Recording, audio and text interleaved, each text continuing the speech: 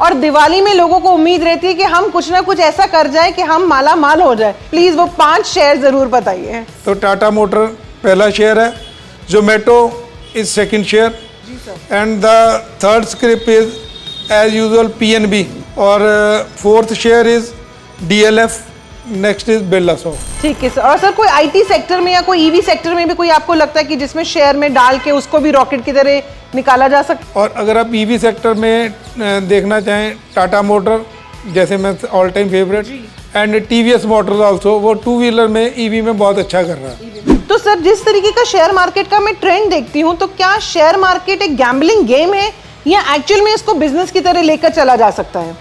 अगर कोई इसको गैम्बलिंग की तरह खेलता है तो इससे बड़ा गैम्बलिंग नहीं है, और अगर कोई इसको बिजनेस की तरह लेके चलता है तो ये बेस्ट। और मैंने देखा है जो इन्फ्लुएंसर्स है वो दावे देते हैं कि आप रातों रात अमीर हो जाएंगे शेयर मार्केट में। सर क्या ये पॉसिबिलिटी है?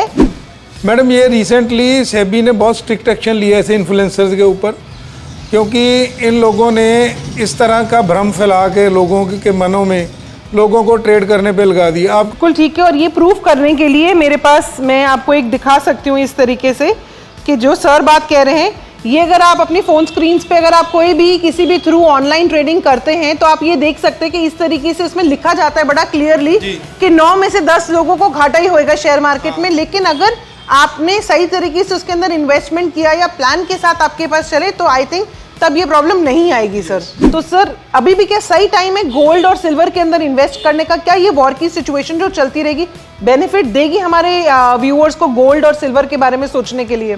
हाँ, अगर मार्केट, फिर मैं वही बात कह रहा हूँ, अगर फर्दर हालात ख़राब होते हैं बाकी कंट्रीज़ इसके बीच में, इस लड़ाई के बीच में, जैसे सीरिया वगैरह का, लेबनान का, इन लोगों का थोड़ा लोग ज्वाइन करेंगे, हाँ आइडिया हो रहा है कि वो भी ना शायद कूद पड़े इस लड़ाई में। अगर वो कूदते हैं तो ये प्रेशियस मेटल फर्दर तेज होंगे। हमारी कोशिश तो यही रहती है कि हमारे व्यूअर्स शेयर मार्केट में इन्वेस्ट करें और इस इंटेंशन के साथ करें कि it is not a gambling but business के पॉइंट ऑफ व्यू से करें। उसके लिए प्री आईपीओ और कुछ आईपीओ की रिकमेंडेशन।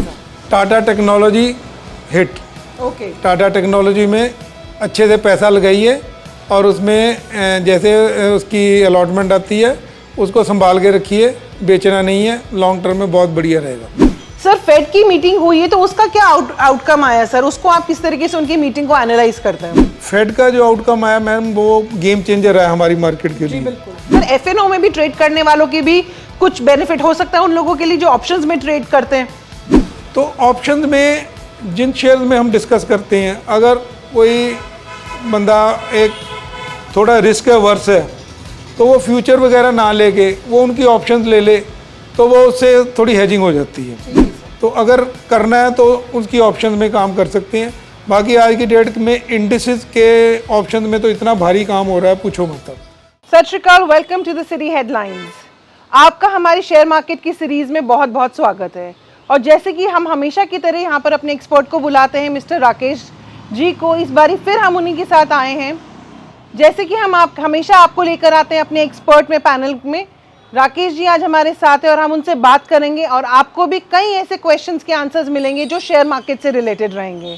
तो आइए बात करते हैं सर से। नमस्ते सर, क्या हाल है आपका?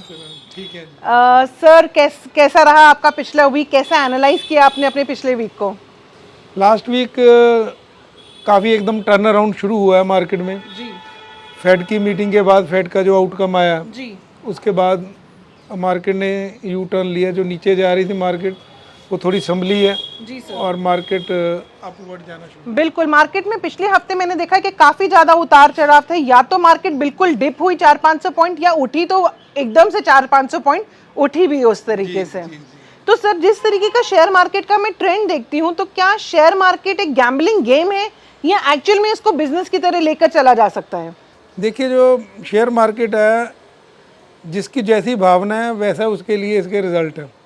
अगर कोई इसको गैम्बलिंग की तरह खेलता है तो इससे बड़ा गैम्बलिंग नहीं है, और अगर कोई इसको बिज़नेस की तरह लेके चलता है तो ये बेस्ट बिज़नेस है।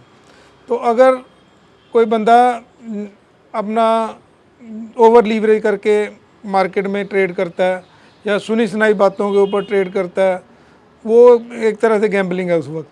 हाँ, अगर अपनी रिसर्च करके या किसी अच्छे एनालिस्ट के साथ इन टच होके वो इन्वेस्टमेंट्स करता है या ट्रेडिंग करता है तो ये बिजनेस है।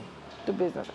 तो सर कई बारी मैंने देखा है, क्योंकि आपको पता है सोशल मीडिया का ऑलरेडी इतना ट्रेंड जो है छा चुका है, और मैंने देखा है जो इन्फ्लुएंसर्स है वो दावे देते हैं कि आप रातों रात अमीर हो जाएंगे शेयर मार्केट में। सर क्या ये पॉसिबिलिटी है या ये सब जस्ट फेक है और इन सब अफवाहों से बचना चाहिए?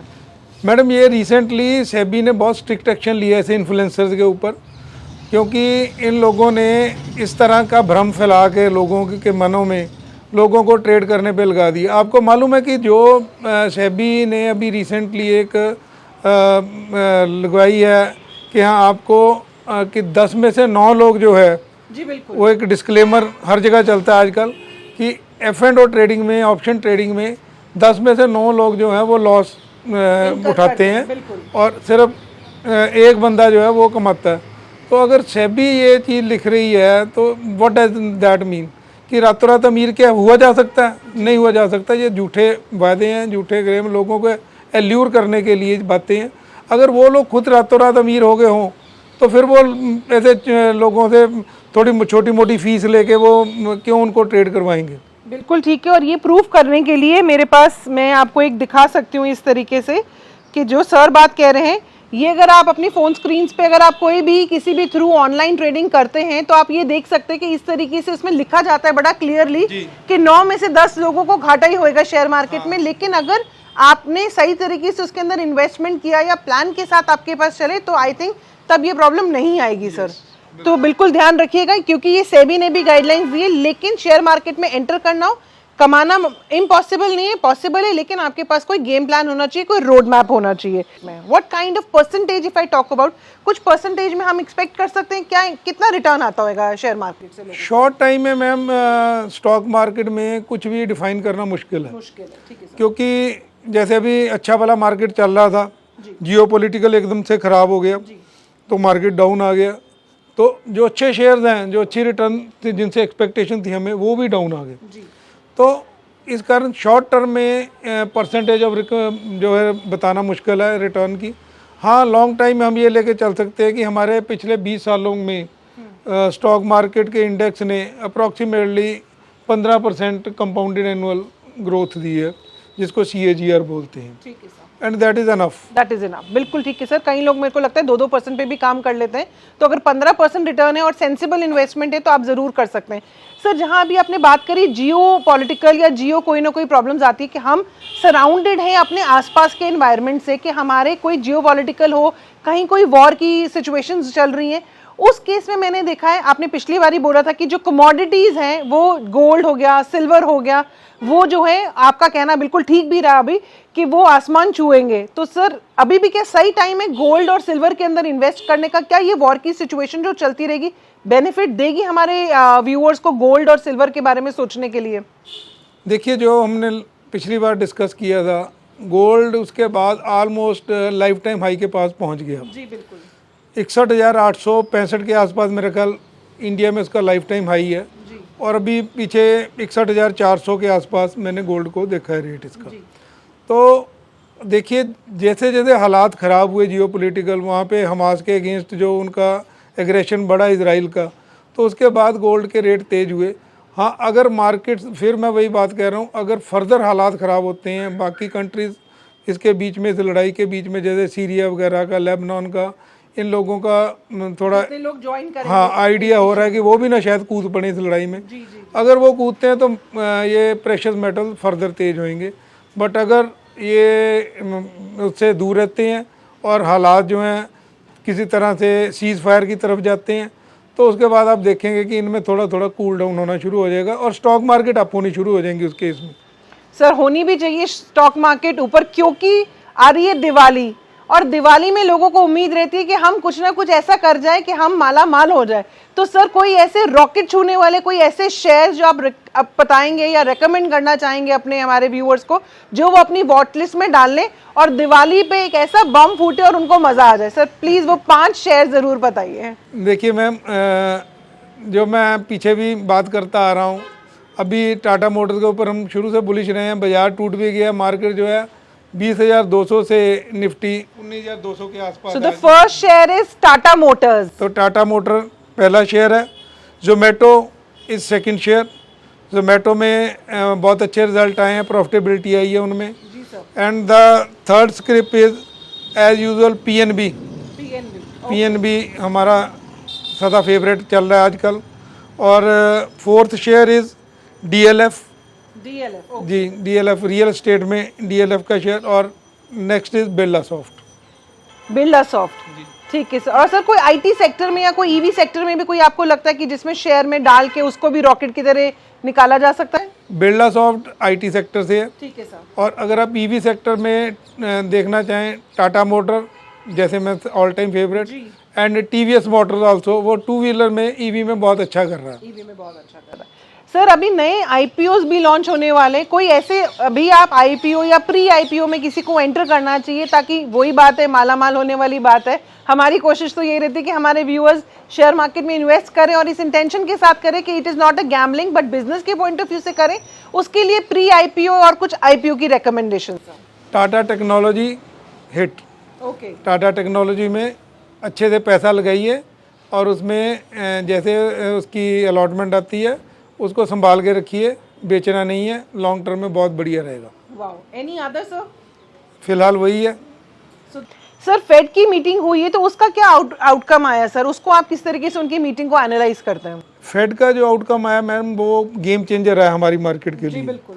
US मार्केट, डॉ जोन्स, नैस्डैक जो अभी तक नीचे जा रहे थे, तो उन्होंने पॉज कर लिए इस बार। फेड ने कोई हाइक नहीं करी और उन्होंने पॉज किया। और आप देखिए जैसे ही उन्होंने पॉज किया तो बॉन्ड यील्ड जो थी वो 5% से ऊपर वाली दोबारा टूट के 4.60 के आसपास आ गई। बॉन्ड यील्ड टूट गई और एट द कंट्रेरी जो स्टॉक मार्केट्स हैं वो तेज हो गई एकदम। वो जैसे उनको रॉकेट लग जाता है ना, रॉकेट का इंजन, वैसे वो एकदम चढ़नी शुरू होगी। आप ये देखो अभी पिछले 3-4 दिन से, जिस दिन से फेड का आउटकम आया, डॉ जोन्स जो है एवरीडे इट इज़ राइजिंग। और उसी कारण वर्ल्ड मार्केट सारी अच्छी होगी, हमारी मार्केट, इंडियन स्टॉक मार्केट्स भी अच्छी होगी।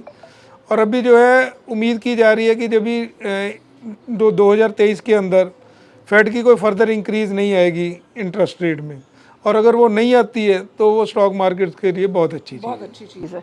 तो दिवाली तो आपकी अभी मन गई है। ठीक है सर, बिल्कुल। तो दिवाली मनाइए और दिवाली शेयर मार्केट के साथ भी बड़े अच्छे से मनाइए। सर FNO में भी ट्रेड करने वालों की भी कुछ बेनिफिट हो सकता है उन लोगों के लिए जो ऑप्शंस में ट्रेड करते हैं? जो ऑप्शन का ट्रेड है ना मैम, वो बहुत रिस्की ट्रेड है। जी बिल्कुल।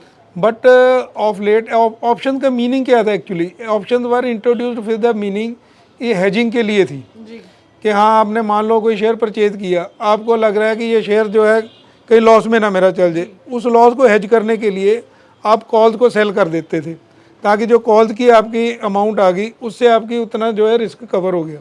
बट अब ऑफ लेट क्या हुआ कि ऑप्शन में इतनी ज़बरदस्त ट्रेडिंग शुरू हो गई है, इतना स्पेकुलेशन शुरू हो गया इनफैक्ट, तो मतलब जो करोड़ों में डेली का करोड़ों ऑप्शन में, और उनकी जो अमाउंट है वो अरबों रुपए में जाती है, वो डेली की ट्रेडिंग शुरू हो गई। तो ऑप्शन में जिन शेयर में हम डिस्कस करते हैं, अगर कोई बंदा एक थोड़ा रिस्क वर्स है तो वो फ्यूचर वगैरह ना लेके वो उनकी ऑप्शंस ले ले, तो वो उससे थोड़ी हेजिंग हो जाती है। ठीक है सर। तो अगर करना है तो उसकी ऑप्शन में काम कर सकते हैं। बाकी आज की डेट में इंडिसेस के ऑप्शन में तो इतना भारी काम हो रहा है, पूछो मत। बट फिर वही डिस्क्लेमर सेबी का कि 10 में से 9 लोग गवाते हैं। और ये थे हमारे सर राकेश जी, जिन्होंने हमें पूरी रिकमेंडेशंस दी हैं। आपके लिए बहुत सारे IPO के उन्होंने रिकमेंडेशन दी है। टॉप 5 शेयर्स बताएं और आगे के लिए भी शेयर मार्केट की हमारी इस सीरीज में जुड़े रहिए और आगे भी आपको काफ़ी कुछ सिखाते रहेंगे। Thank you so much and God bless you.